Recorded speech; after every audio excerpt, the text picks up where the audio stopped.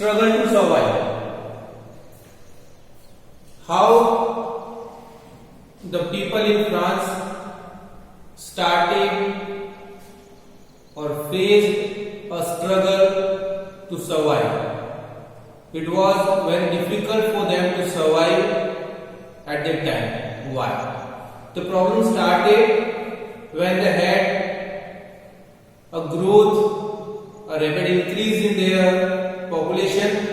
The population of France rose from 23 million to 28 million from 1715 to 1789. This was about the period of 70 years. Their population rose 55 million, about 50 lakhs. Today we can say that it is not a very big increase, but if we talk about that time, it was a very big increase because there were not people at that time were not having much technique to increase the production, and many of these people were working as a laborers, and because population was regularly increasing, the labor were not getting good enough wages, so they were not able to arrange a good quality meal for their families. And because population was increasing and not the production, so the prices of bread started increasing with a lot more pace, and it was that much speedy that the people of France were struggling to purchase bread. They were struggling to buy bread. And with this population increase, there were regularly drought, heavy rainfall, diseases, and many other things which harmed the production in France. So, this was the time when everyone was facing the situation of subsistence crisis. Regularly, for years and years, they were facing different types of epidemics. And what happened? Suppose there was a bad harvest, then the low production. As much as the production is going down, the inflation goes up, and the poor cannot buy food. If there is an epidemic, again the low production, because people cannot go to work. Just like the situation where what we are facing today, we cannot go for work out. The inflation, and then poor cannot get their food. Epidemics like drought, epidemics like heavy rainfall, in that case, their crops destroyed. If many times they had the diseases, in that case also, again they were not able to go to farm to work. So, low production, inflation, and poor cannot buy food. Every time, who was suffering? The poor in the society. It was the poor in the society who was suffering.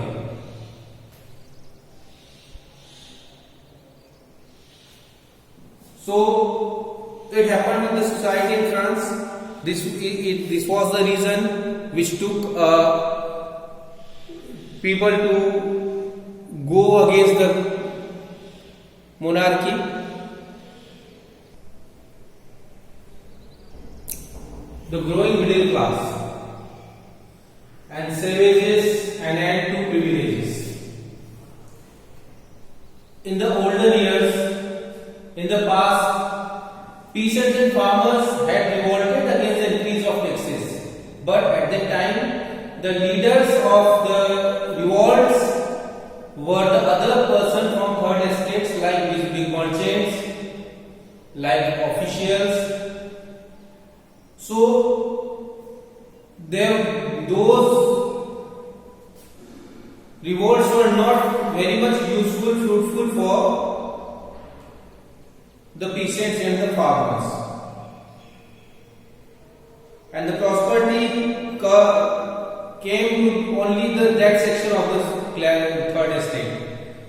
But now, till the end of the 18th century, because of the spread of education, a new section emerged in the third estate as well, who were educated, who were literate, who had a thought. Many of them were the lawyers. Many of them were the professionals, administrative officials. They were educated and believed that no group in the society should be privileged by birth. What they think, what they say that no one should have a privilege by birth. Rather, a person's social position must be dependent on his merit. On what the social status should be dependent on? It should be dependent on merit. These ideas envisaging a society based on freedom and equal laws and opportunities for all were put up forward by philosophers such as John Locke, John Jack Rousseau. In his two treatises of the government, Locke sought to refute the doctrine of the divine and absolute right of the monarch. The leaders of the revolt, just like John Jack Rousseau, just like John Locke, they had that thought of equality with them. And in a book, Locke written that the divine and absolute right of monarch should be challenged. It means the monarch should not have, or the king should not have, the absolute right on the country. Rousseau carried the idea forward, proposing a form of government based on the social contact between people and their representative. In the book, Rousseau took it further and given an idea of the government which is in the existence as a contract between the citizen and the ruler. In the spirit of laws, Montesquieu proposed a division of power within the government between the legislative, executive and judiciary. Another leader of the movement, Montesquieu, he given an idea to divide the power between legislative, executive and judiciary. What we see today, we have we say that there are the four pillars of democracy. What are the four pillars of the democracy? Judiciary, executive, legislative, and the fourth one is the journalism. So, journalism was not existent at that time. So at the time initially he gave the three pillars. He said that the power division should be done in these three parts. There are legislative, executive and judiciary. And the same model was founded in USA when France helped USA to free their 13 colonies from Britain. And in the view of these ideas, the American Constitution constitution guarantees individuals' right. So it was a very important example of political thinking in France. All these ideas were intensively discussed in the France, in the saloons, in the coffee houses.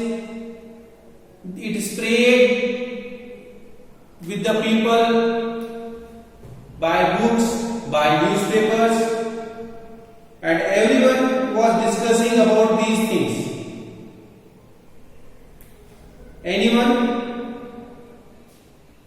who cannot read, for them, people started all these things to read loudly on the squares in the town. Wherever they are getting placed, wherever some people are gathered for any reason, someone goes there and started reading loudly so that everyone can understand and the idea of equality can be taken to the last person in the society. In between, the news come that Louis XVI planned to impose further taxes to be able to meet the expenses of state, generate anger and protest against the system of privileges. What happened? When all these things were happening, they got a news that Louis XVI is now going to impose more taxes to meet its government expenses. Now this generates more anger among the people, and what happened? The revolt outbroke. How and why? We'll study about that on next week. Thank you.